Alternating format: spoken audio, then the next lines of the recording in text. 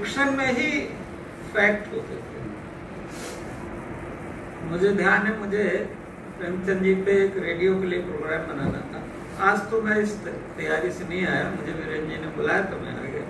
तो प्रेमचंद जी पे प्रोग्राम बनाना था कुछ मुझे 4-5 मिनट का। वो मैं गोरखपुर गया था और वहाँ कई पुरानी बिल्डिंग्स हैं, तो देखा कि वहाँ बैठते थे और एक वहाँ पर वो स्मारक पार्क बनाया गया है जिसमें मेरे ख्याल से हरिओम जी थे जब PM तो उन्होंने बनाया, तो उसमें कुछ किताबें हैं, मूर्तियाँ हैं, वो सब है।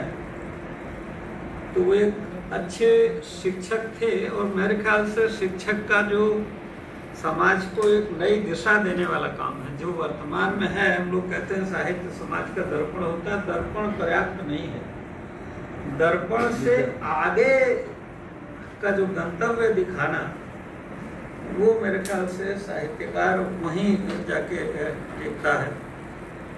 आप तुलसीदास जी का भी संदर्भ इसी में आता है कि तुलसीदास जी ने भी, आप देखिए कि बहुत ही जन भाषा में, और कितना उसके लिए उनको विरोध सहना पड़ा उस समय के काशी के पंडितों का या और लोगों का, लेकिन नाना पुराण निगम जो भी सब था उसको उन्होंने जन भाषा में खड़ा किया।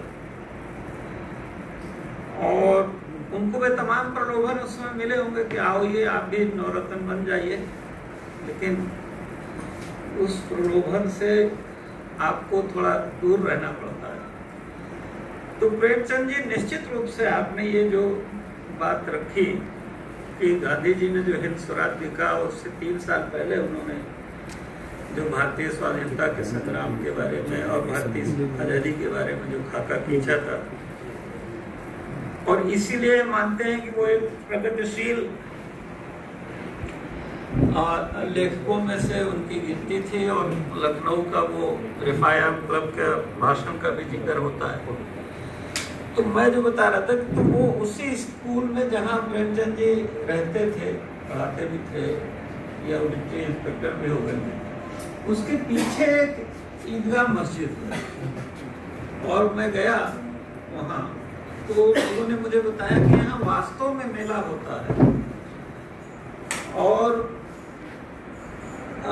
जाने कितने हामिद आते हैं और अपना चिमटा खरीद के ले जाते हैं, और लेकिन निगाह हमारी होनी चाहिए कि हम उसको देखें और परखें। देखिए, समाज में बहुत सारी चीजें होती रहती हैं। साहित्यकार वही है जो उसको देखता है, परखता है। आज क्यों नहीं हो पा रहे?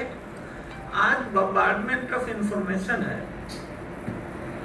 तो उस बम्बार्डमेंट ऑफ इंफॉर्मेशन में, जिसको अनट्रीटेड स्वेज भी कहते हैं कुछ लोग, कि जो आ रहा है, चला रहा है टीवी के जरिए, फोन के जरिए, अखबार के जरिए, तो हम जो चीजों को देखते हैं या सुनते हैं, उन पर चिंतन या मनन करके और उसमें कुछ बड़ा सृजित करने का, उसको जो चिंतन मनन से चीजें निकलती हैं, वो हम नहीं कर पा रहे हैं। तो